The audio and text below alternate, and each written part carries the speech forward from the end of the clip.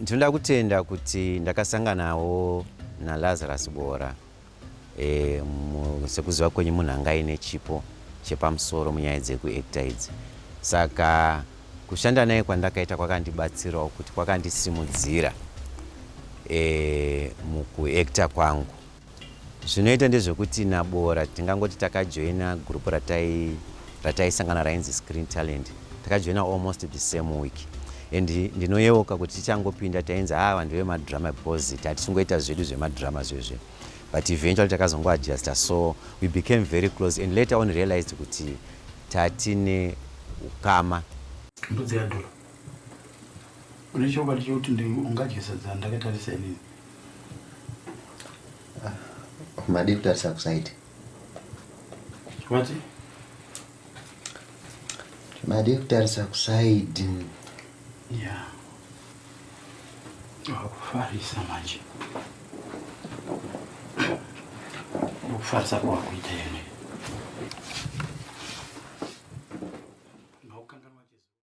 We are related. Oh yes, we are related. Saka ndisekuru wangu ndandiri muzukuru. So patatongotanga kushanda tese ameno zvinoita Mwari, patatongoitawo marozi kuti akakastwa ndiriwo sidekick wake. So zvakandibatsira kunyanya kuti izvo ndakadzidza zvizere kubva kwaari nechipo chaanga ainacho zvakandisimudzira. Ndinoremember kuti taiti tikapohwa script, Lazarus Bora akaita kuti director amubvumidze kuti ita zvaunoda nyange ukasateedza script, nokuti munhu anga aine chipo chekuti aiti akaverenga script akanzwisisa concept yezviri kudiwa muscript aigona kuisa manzwi ake anoenderana nezviri kudikwa kana kuti anoenderana nenyaya. Saka scene 1 aigona kuita in kana kuti 4 different versions, zvingorova chinhu chimwe chete asi zvichinakidza.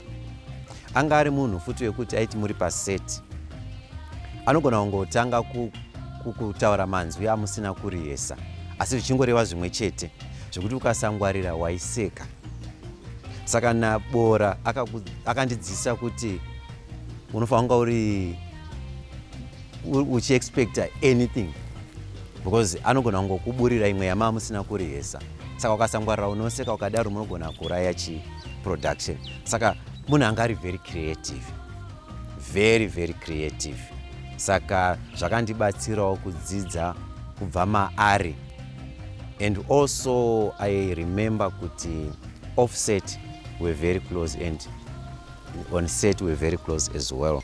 Sambudzi yadhura nasekuru naGringo. Then sasekuru nemuzukuru offset munhu aindidzidzisawo zvimwe zvinhu zvekupenya. I remember achindinikaridza kuti muzukuru unogona kunga usati wanemba muHarare but you need to have a place of your own.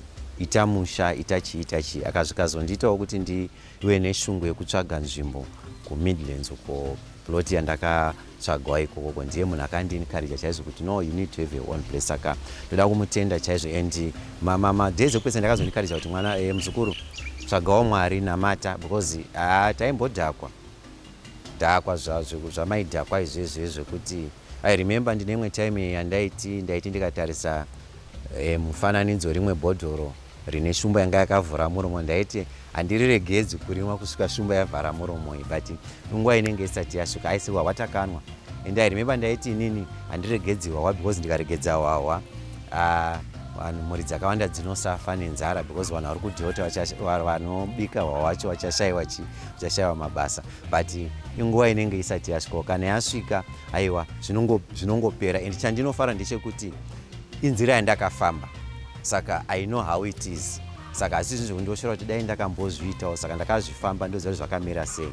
Saka nhasi ndiri pano. Saka ndinongotenda kuti naLazarus Bora akandidzidzisa kuacta uyezve akandidzidzisawo upenyu, uyezve nevanhu vandakasangana navo pana Gringo set yacho. Mukatarisa kuti yanga iri set yanga ine vanhu vari talented zvakanyanya.